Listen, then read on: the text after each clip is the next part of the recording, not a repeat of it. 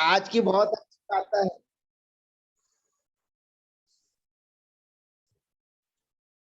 द्रव्य संग्रह ग्रंथ का स्वाध्याय चल रहा है और मोक्ष मार्ग का स्वरूप, सम्यक दर्शन, सम्यक ज्ञान, सम्यक चारित्र को बताने के बाद, कहने के बाद आचार्य भगवंत कह रहे हैं कि जो दोनों प्रकार के चारित्र का पालन करना चाहता है या दोनों प्रकार का चारित्र का जो पालन करता है, ऐसा मुनि ध्यान का अभ्यास करे। और ध्यान के अभ्यास करने के लिए ध्यान की परिभाषाएं बताई कि मन जो चंचल है, उस चंचल मन को एकाग्र करना है, मन की स्थिरता को बनाए रखना है। और मन की स्थिरता के लिए किसी एक बिंदु पर अपने को रोकना है। अब एक बिंदु पर रोकने के लिए क्या करना है? ये गाथा बहुत मजेदार है और इस गाथा का ही चिंतन मनन यदि हम और आप अपने जीवन में करें, यद्यपि आप भी मुनि नहीं हैं, मैं भी मुनि नहीं हूं, पर ये गाथा किसी औषधि से कम नहीं है। और ये गाथा का प्रयोग प्राय करके आपको, जब आपके अशुभ कर्म का तीव्र उदय चल रहा हो, जब आपके जीवन में प्रतिकूलता ही प्रतिकूलताएं हो, जब आपके परिवार के कोई सदस्य आपका ध्यान नहीं रखते हो, सारी सुख सुविधाएं होते हुए, सारी व्यवस्थाएं आपके द्वारा व्यवस्थित की गई हों, और उसके बाद भी आपके बचे हुए शेष जीवन में बच्चों का, अन्य किसी का पूर्णतः मन वचन काय से सहयोग नहीं मिल रहा हो, तो उस समय हमें क्या करना चाहिए? ऐसी कौन सी औषधि है जब चारों तरफ का वातावरण हमारा प्रतिकूल हो, हमारे बच्चे अनुकूल ना हो? अनुकूल का मतलब है बच्चों के पास में धन, वैभव आदि सब कुछ है, दूसरों को करने के लिए उनके पास में पर्याप्त पैसा है, दूसरों को समय देने के लिए उनके पास में पर्याप्त समय है, लेकिन अपनों को जो समय नहीं दे पा रहे हो और अपनों के लिए जो पैसे खर्च नहीं कर पा रहे हो, उनके लिए ये चर्चा है। आपके जमाने में एक पिक्चर आई थी राजेश खन्ना की, पिक्चर का नाम था अमृत। और यदि आपने नहीं देखी हो तो एक बार उस अमृत पिक्चर को जरूर देखिएगा। आज के समय की जो पिक्चरें आती हैं वो वास्तविक पिक्चर नहीं होती है, हुड़दंगा रहता है। और पुराने समय की जो पिक्चरें आया करती थी, या तो देश प्रेम की भावना उसके अंदर रहती थी, या सामाजिक स्तर पर सामाजिक पिक्चर रहती थी जिसमें परिवार के लोग कैसे रहते हैं। और विचारणीय बात यह है कि जो राजेश खन्ना की पिक्चर अमृत थी, उस अमृत में जो जो दृश्य 1976 के आसपास वो पिक्चर आई, और 1976 से आने का मतलब है कि 24 साल वो और 21 साल ये, 45 साल पहले जो पिक्चर आई, उस पिक्चर ने 45 साल बाद क्या होना है, 50 साल बाद क्या आना है, 40 साल बाद की स्थिति क्या बनेगी, ये उन्होंने 40 साल पहले, 45 साल पहले अमृत पिक्चर में दर्शा दिया था।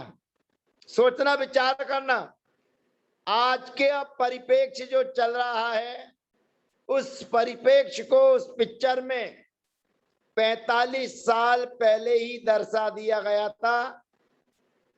और उस पिक्चर की कहानी मैं नहीं बता रहा हूं, लेकिन मैं इतना ही बता रहा हूं कि आज बच्चों के पास में अपनों को समय देने के लिए उनके पास में समय नहीं, अपनों के लिए खर्च करने के लिए उनके पास में पैसा नहीं, और जो हमारी संपत्ति है, हमारा मकान है, हमारा वैभव है, उस पर पूरा का पूरा अधिकार जमाए बैठे हैं और अपने पूर्वजों से प्रेम से दो शब्द नहीं बोल पाते हैं या समय नहीं दे पाते। उनके लिए ये गाथा बहुत अमृत का काम करेगी।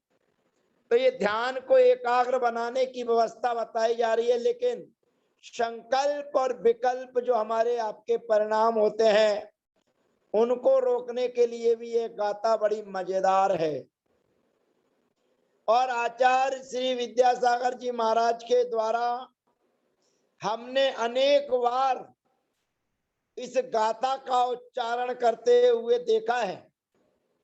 और इस गाथा का उच्चारण करते हुए देखने का मतलब है कि जैसे हम नमोकार मंत्र की माला फेरते हैं, हम किसी भी मंत्र की आराधना करते हुए 108 बार या 216 बार या 324 बार या 432 बार फेरते हैं, तो आचार्य श्री इस गाथा की भी एक नमोकार मंत्र की माला, माने कि इस गाथा को पढ़ते हैं और एक मोती एक गुड़िया को एक उंगली को सरका देते हैं, माने 108 बार इस गाथा का उच्चारण और इसके भाव को समझने की कोशिश करते हैं।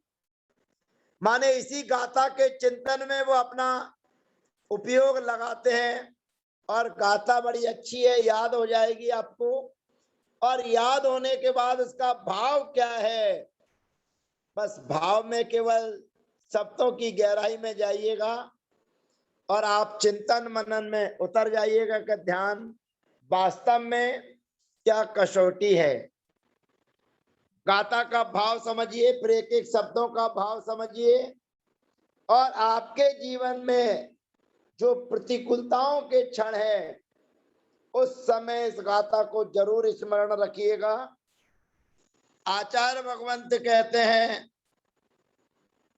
मामु जय मारजय माधुसे इठ निट अथेसु थिरमिच्छै जय चित्तम विचित्त झाणपसे दिए।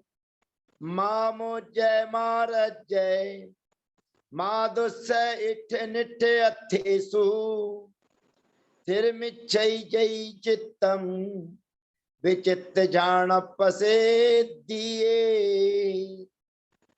आचार्य भगवंत कह रहे हैं, विचित्र झाणा पसिद्धिए, विचित्र प्रकार के ध्यान की सिद्धि करने के लिए, यानी कि अनेक प्रकार के ध्यान की सिद्धि करने के लिए ज्ञानार्णव ग्रंथ का अध्ययन कर लेना चाहिए। उसमें अनेक प्रकार के ध्यानों की परिभाषाएं प्रैक्टिकल रूप में आचार्य शुभचंद्र महाराज ने दर्शाने की कोशिश की है। तो अनेक प्रकार के ध्यान की सिद्धि के लिए जय चित्तम, यदि आप चित्त को मन को थिरमिच्छै स्थिर करना चाहते हो, भाई आपके ऊपर है। आप यदि स्थिर करना चाहते हैं तो आचार्य भगवान तो उपाय बता रहे हैं, और आपको स्थिर नहीं करना है, आप अपना ध्यान की सिद्धि नहीं करना चाहते हैं, तब कोई किसी को नहीं समझा सकता है। आदिनाथ भगवान अपने पोते मारीची के जीव को नहीं समझा सकी। सब प्रयास कर लिया, सब कोशिश कर ली, लेकिन उसको लाइन पे नहीं लाया जा सका। और जब उसने मन में ये सोच लिया कि ये संसार बेकार है, तब सारे रास्ते उसने जो बनाए थे, जो 363 मतों की स्थापना की थी, वे सारे के सारे मत उसको बेकार लगने लगे। कहने का अभिप्राय ये एक रास्ता एक बार चालू हो जाए तो रास्ता बनाना सरल है, लेकिन बने हुए रास्ते को बंद करना, रोकना बड़ा कठिन है। जगह आपकी है, सब कुछ आपका है, लेकिन एक बार आपने निकलने का रास्ता किसी को दे दिया, फिर आप उस रास्ते को बंद नहीं कर सकते हैं। ऐसे ही भगवान महावीर स्वामी के जीव ने 363 मत चला दिए, और जब उनको समझ में आया कि ये रास्ता अच्छा नहीं है तो उन्होंने रास्ता छोड़ दिया, लेकिन जो रास्ते उन्होंने बना दिए वो बंद नहीं कर सके और ना हो सकते हैं। तो यहाँ पर आचार्य भगवंत कह रहे हैं कि यदि तुम अपने मन को, चित्त को स्थिर करना चाहते हो तो अब क्या करो, मुख्य बिंदु पर आ जाइए। इष्ट निष्ठ अत्तेषु, इष्ट पदार्थ जो हैं, जो आपको अच्छे लगते हैं। इष्ट पदार्थ का मतलब है कि आपके बेटे बेटी, नाती नाता, दादा दादी, माँ पिता, जो आपको अच्छे लगते हैं वो आपके लिए इष्ट हैं। और जो आपको अच्छे नहीं लगते हैं, जो आपके अनुकूल नहीं है, जो आपके प्रतिकूल हैं, वे अनिष्ट पदार्थ कहलाते हैं। तो आचार्य भगवंत कहते हैं इष्ट और अनिष्ट पदार्थों में मां मुज्जय। मां माने नहीं, निषेध, और मुज्जय माने मोहे मत करो। माने जो अइष्ट पदार्थ हैं उन्हें में आप मोहे मत करें, और जो अनिष्ट पदार्थ हैं उनमें भी आप मोहे ना करें। और मारज्य, जो आपको अच्छी लगने वाली चीजें हैं उनमें भी मारज्य माने राग मत करो। और जो आपके प्रतिकूल रहने वाली चीजें हैं उनमें अभी मां दुस्सह माने द्वेष मत करो। बस ये 3 चीजें आपको ध्यान रखना है। किसी के प्रति आपको मोह नहीं करना है, अपने शरीर के प्रति भी आपको मोह नहीं करना है, अपने परिवार के प्रति भी आपको राग नहीं करना है, और अपने शत्रु के प्रति भी आपको द्वेष भाव नहीं करना है। बस 3 चीजों की चर्चा है। और गाथा तो ऊपर की है, मां मोचय मारचय मां दुस्सह इठ नित्य अत्तेषु थिरमिच्छै जय चित्तम विचित्त जान पसेतिये। बस इसी गाथा का उच्चारण करते रहते हैं। किसी से मोह मत करो, किसी से राग मत करो, किसी से द्वेष मत करो। अगर आप अपने ध्यान को चित्त स्थिर करना चाहते हैं, एकाग्रता करना चाहते हैं, तो बस यही सोचते रहिए, किसी से मोह मत करो, किसी से राग ना करो, और किसी से द्वेष नहीं करो। ये तीनों की तीनों विचारधाराएं हमारे अंदर रहना चाहिए। मां मुझे मोह नहीं करिए, मां रज्जय राग नहीं कीजिए, और मां दुस्सह किसी से द्वेष नहीं कीजिए। जब तक संसार, शरीर, भोग संबंधी पदार्थों को निवृत्त ना हो, तब तक राग, द्वेष, मोह रूप विकल्प मिटते नहीं है। ध्यान रखिए, संसार में आप रहोगे, परिवार के बीच आप रहोगे, तो आप मोह करोगे, राग करोगे। आपका बच्चा कितना भी शैतानी करे, पर वो बच्चा आपका है, उसकी हर शैतानी को आप सहन करोगे। और पड़ोसी का बच्चा यदि थोड़ा सा भी चिल्ला दे, थोड़ा सा भी आवाज कर दे, तो आप उसकी शिकायत करने उसके पास पहुंच जाएंगे कि अपने बच्चे को संभाल कर रखो, कितना दंगा करता है। लेकिन खुद का बच्चा पूरे क्षेत्र को अपने सिर पर उठा के रखता है। लेकिन कहने का अभिप्राय यही है कि आचार्य भगवंत कहते हैं कि मां मुझे मोहे मत करो, मां रचे राग नहीं करो, और मां दुस्से द्वेष मत करो। पर जब तक आप गृहस्थ में हैं, संसार में हैं, उस अवस्था में रहते हुए राग द्वेष मोह रूप विकल्प आपके बने ही रहते हैं। इसीलिए चित्त अपने स्वरूप में स्थिर नहीं होता। जब आप माला फेरने बैठते हो तो माला में उपयोग आपका कम लगता है और संसार माला के समय में आ जाता है। पर कभी ये विचार नहीं किया कि जब संसार में रहते हैं, संसार की बातचीत करते हैं, उस समय भगवान नहीं आते हैं।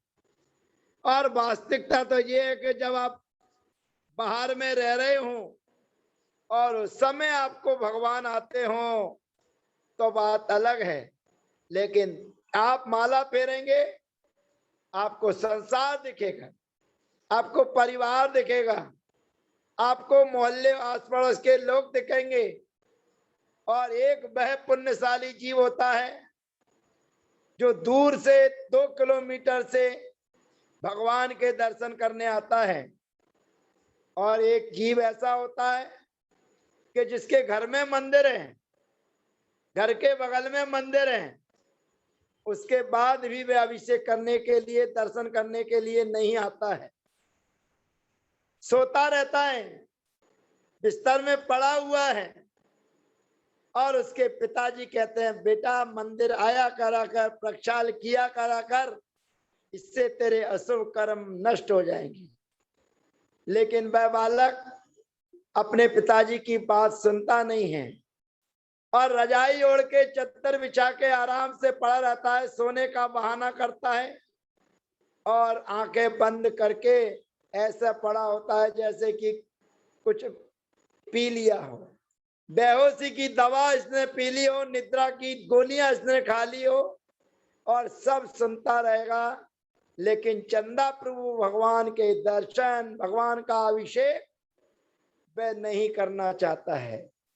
उसके पिताजी भी यही कहते हैं कि तेरा भविष्य तू जाने, मेरा काम तो तेरे को इस संसार में लाने का था और मैं तेरे को संसार में ले आया हूं। अब तुझे जो समझ में आए सो कर, मेरा काम है अपने कर्तव्य को पूरा करना। अब तू अपना अच्छा चाहता हो, तू अपना भला चाहता हो और तू अपने भविष्य को उज्जवल करना चाहता हो तो भगवान से जरूर जुड़े और भगवान से जरूर जोड़ना चाहिए। एक वे परिवार के बच्चे होते हैं जो भगवान के बिना रहते नहीं हैं, और एक वो बच्चे रहते हैं कि भगवान जिनके बगल में भी हो, नजदीक में भी हो, तो भी वो भगवान के दर्शन अभिषेक के लिए अपने बिस्तर को नहीं छोड़ पाते हैं। सोचना उन दोनों में कौन कितना पुण्य कार्जन कर रहा है। तो आचार्य भगवंत कहते हैं, मां मुच्चय मां रच्चय मां दुस्सय इट नित्य अत्येषु। जो इष्ट और अनिष्ट पदार्थ हैं उनमें हमें राग नहीं करना चाहिए, द्वेष नहीं करना चाहिए, मोह नहीं करना चाहिए। तो संसार, शरीर, भोग संबंधी पदार्थों का त्याग करके, क्योंकि जब तक आप संसार, शरीर, भोग संबंधी पदार्थों का त्याग नहीं करेंगे तब तक आपका मन स्थिर रहने वाला नहीं है। ये अध्यात्म भाषा में जो आत्मा के स्वरूप की चर्चा करते हैं, आत्मा में स्थिर रहने की कोशिश करते हैं, बताते हैं कि बड़ा आनंद आ रहा है आत्मा में। तो आत्मा का आनंद बिना मुनि बने आ नहीं सकता है। इसीलिए संसार, शरीर, भोग संबंधी पदार्थों का त्याग करके मुनि पद धारण किया। अब की चर्चा है मुनि अवस्था को धारण करने के बाद फिर भी शुभ कार्यों का उपदेश, संघ का संचालन इत्यादि इत्यादि अनेक प्रकार के कार्य होते रहते हैं। तो आचार्य भगवंत कहते हैं भैया पर द्रव्यों से तू राग मत कर, पर द्रव्यों से तू मोह मत कर, और पर वस्तुओं से द्वेष भाव मत रख। यदि तू अपने मन को स्थिर रखना चाहता है, तू अपने मन की चंचलता को रोकना चाहता है, तो इष्टनिष्ट पदार्थों में राग द्वेष और मोह की परिणति को छोड़ दे। शेष चर्चाएं एक गाथा के बारे में आप जितना आत्मचिंतन मनन करते जाएं, बस एक ही चीज का ध्यान रखें कि मेरे को संक्लेश भाव नहीं करना है।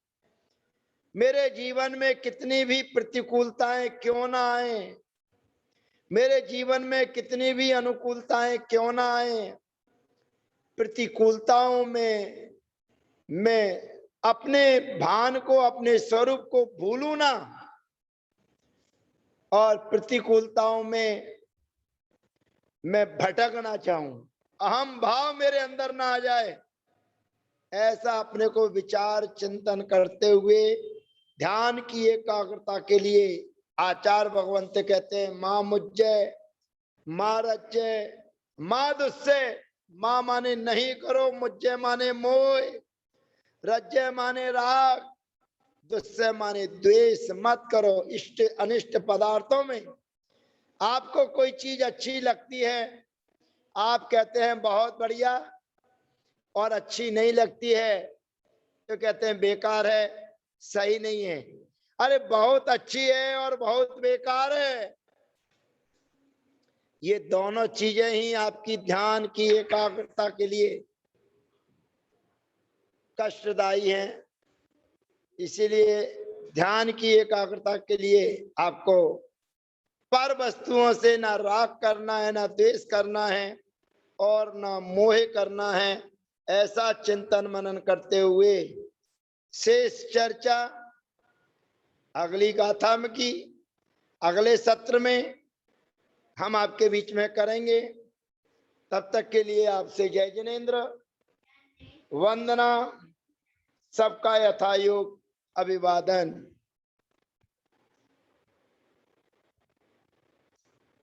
आपने मेरी सारी कॉल पट्टी कर ली। अरे